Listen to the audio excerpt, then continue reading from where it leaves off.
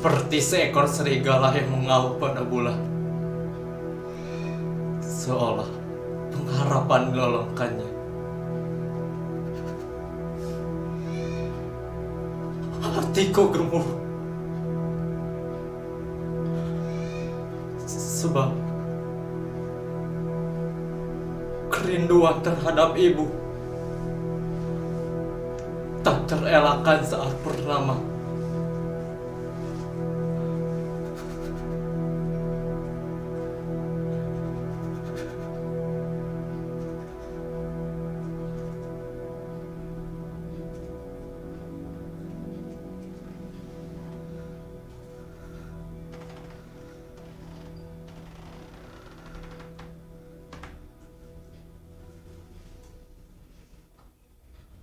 Saat purnama, sembari melihat bulan, ibu selalu memperlihatkan padaku bercak pada bulan yang membentuk bayangan seorang wanita yang menenun ditemani kucingnya. Kemudian, dua dari kita akan berada pada pikirannya masing-masing, memikirkan bagaimana bercak pada bulan itu terbentuk. Sembari menidurkanku, ibu akan bercerita tentang seorang raja yang putus asa sebab wanita yang dicintainya tidak ingin hidup berdampingan bersamanya. Wanita itu lebih memilih pergi menuju bulan ketimbang ia hidup bersama raja tersebut. Bukankah itu hal yang miris? Apa artinya kekuasaan jika tidak mendapatkan cinta yang diinginkan?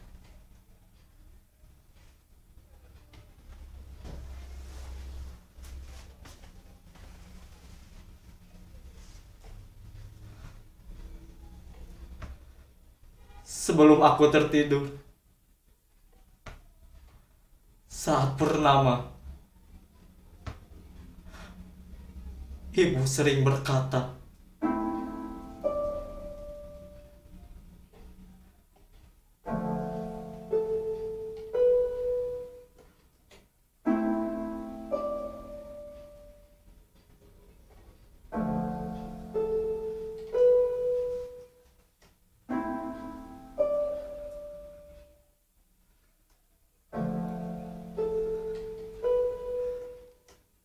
jika pada akhirnya di antara kita, kau atau ibu, berpulang terlebih dahulu, masing-masing di antara kita akan saling merindukan. Maka pada malam hari, ketika bulan sedang bundar-bundarnya, lihatlah bulan dan haturkanlah doa.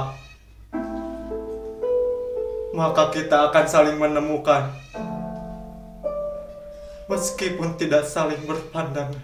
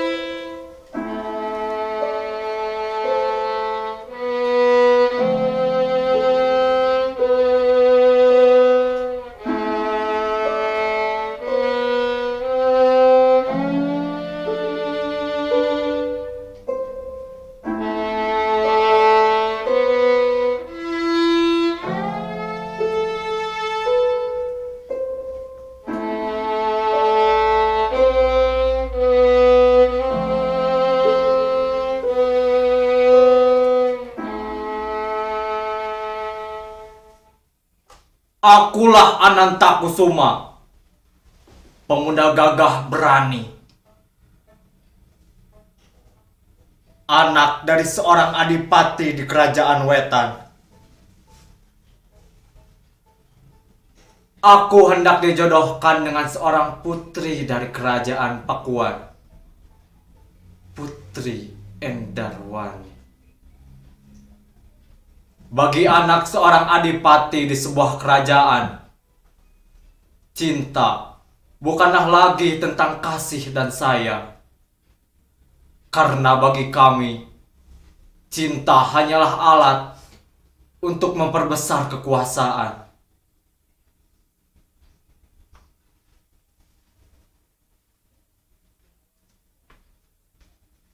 Tibalah saatnya aku bersama reng-rengan kerajaan Wetan pergi untuk soan mendatangi kerajaan Pakuan, hendak menemui Putri Endarwani.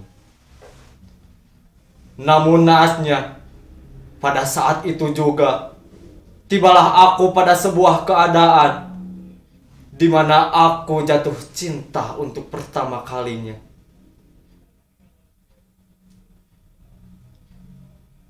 Saat itu, aku bersama reng-rengan ada dalam perjalanan menuju istana kerajaan Pakuan. Hendak menuju istana, terdengar dari dalam suara senandung perempuan yang sangat memikat hati. Siapakah perempuan yang dapat menyanyi seindah itu?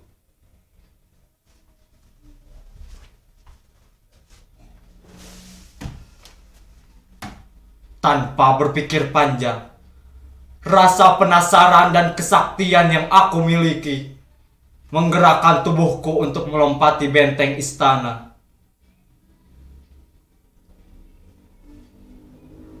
Kemudian, kudapati perempuan itu sedang bernyanyi sembari memandangi bunga-bunga yang bermekaran dan kupu-kupu yang berterbangan. Hatiku bergejolak. Siapakah perempuan cantik dan jelita ini? Diakah Putri Endarwani, calon istriku?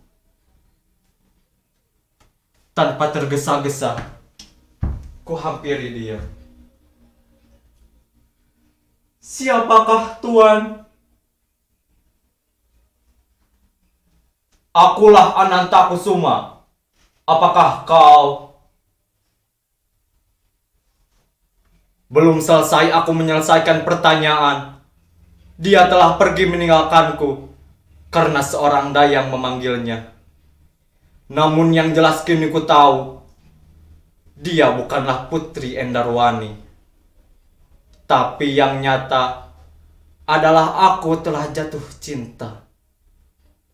Kini bergejolak dalam benakku, apakah seorang anak adipati bisa mendapatkan cinta yang diinginkan? Karena bagi kami, cinta hanyalah alat untuk memperbesar kekuasaan. Untuk waktu yang lama, aku tidak bisa menghilangkan pikiran dia dari benakku. Sedang nama pun, aku tidak mengetahuinya. Kegelisahan demi kegelisahan membuatku ingin bertemu lagi dengannya.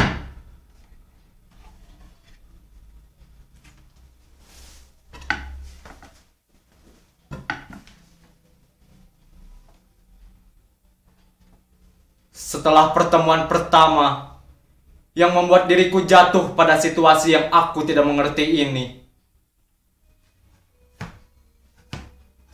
kini bersama ayahanda Adipati Wetan, aku hendak kembali menuju istana kerajaan Pakuan. Tetapi bukan untuk bertemu dengan perempuan itu, namun untuk meminang seorang putri dari kerajaan Pakuan, Putri Endarwani. Tetapi sejujurnya, bukan Putri Endarwanilah yang ingin aku jumpai. Namun, perempuan dengan nyanyian dan bunga-bunga yang bermekaran, serta kupu-kupu yang berterbangan menyertainya.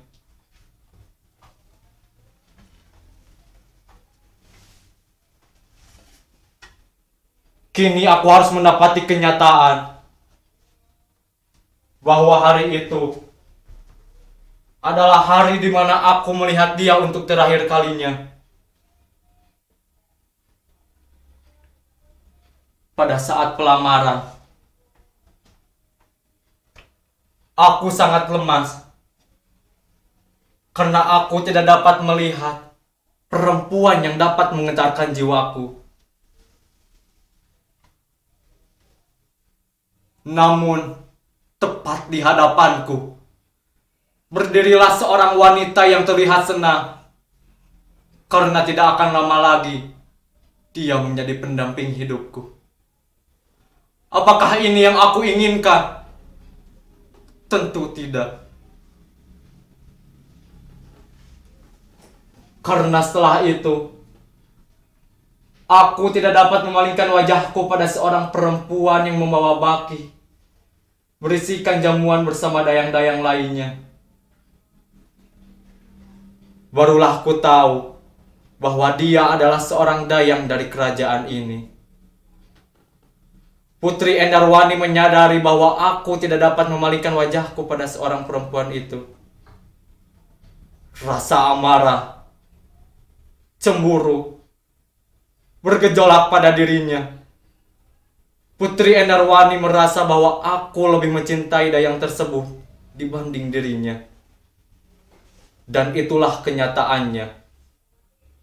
Bagaimana mungkin anak dari seorang adipati lebih mencintai daya dibanding anak seorang raja? Ketersinggungan yang menyelimuti dirinya membuat dayang tersebut terusir dari tanah kerajaan Pakuan.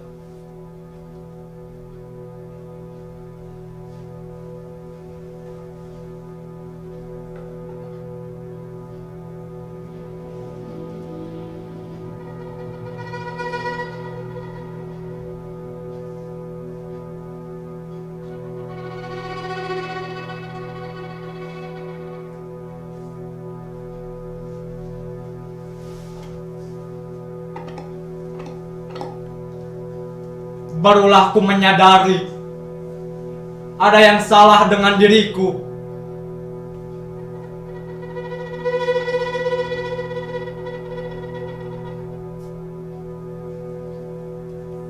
Tentang cinta.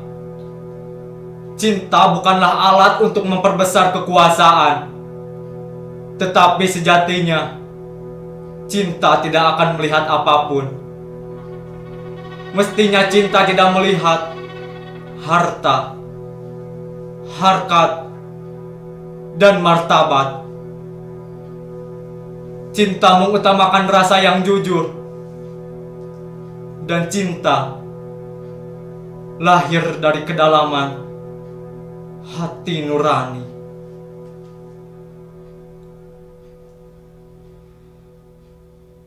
Setelah aku menyadari ada yang salah dengan diriku tentang cinta,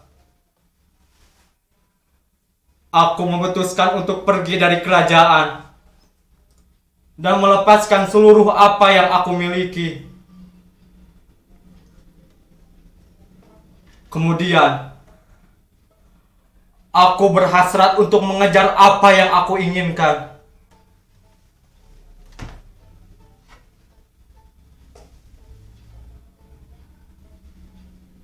Cintaku pada dayang tersebut yang terusir dari tanahnya. Kemudian, kudapati perempuan itu sedang menangis pada sebuah pohon yang penuh dengan bunga-bunga yang bermekaran, sembari menenun sebuah kain yang sangat panjang.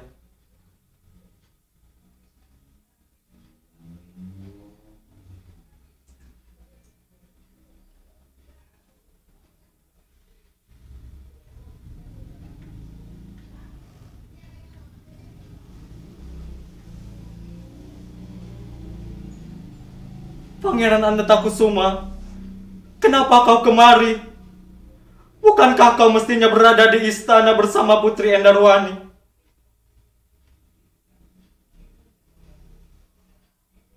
Aku tidak bisa melupakanmu. Setelah aku menyadari apa yang aku rasakan, aku tidak mencintainya. Cintaku terhadapnya adalah titah dari ayahanda. Mestinya cinta tidak seperti itu, bukan? Aku mencintaimu.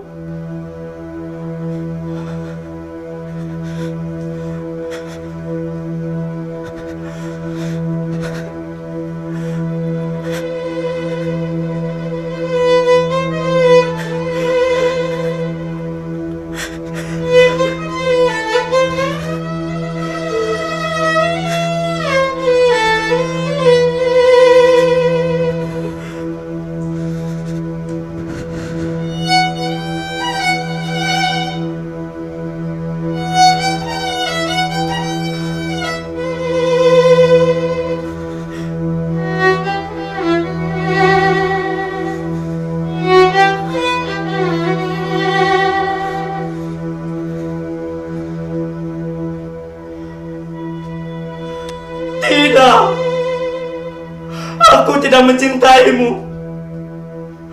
Dia adalah kakakku yang sangat kucintai. Jika kau benar-benar mencintaiku, maka cintailah dia. Karena kau menyakiti dia, sama saja kau telah menyakitiku.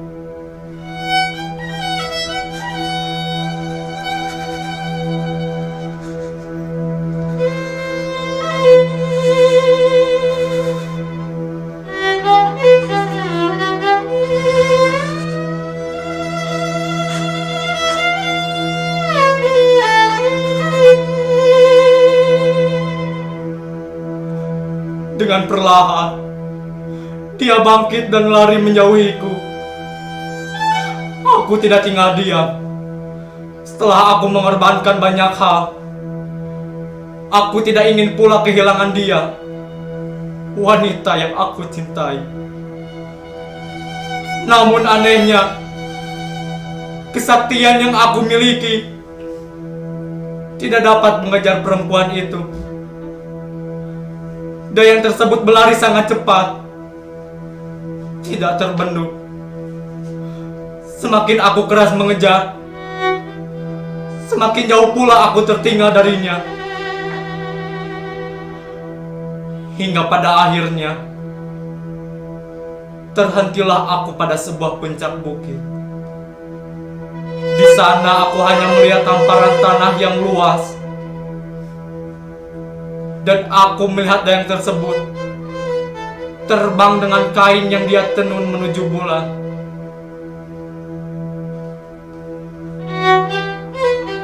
Semakin jauh, semakin jauh, semakin tidak terlihat.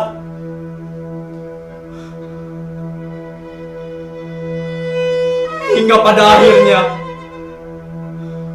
aku melihat seolah tubuh dirinya menyatu dengan bulan yang dia singgahi. Dan aku, sampai kapanpun akan tetap selalu menunggu dia kembali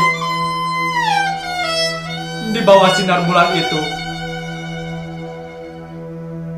Hingga dia tersadar, tiada yang lebih mencintainya dibanding dengan diriku. Cintaku kepadanya adalah cinta yang abadi, yang tidak lagi memikirkan tentang titah dan kuasa.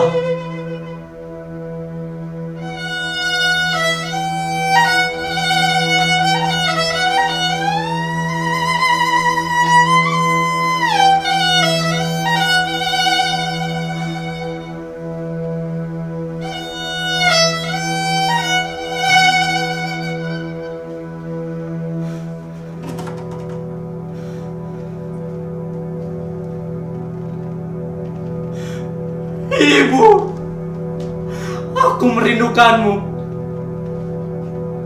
Hanya pada seperti inilah aku merasa dekat denganmu.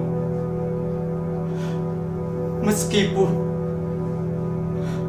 kita tidak saling berpandangan.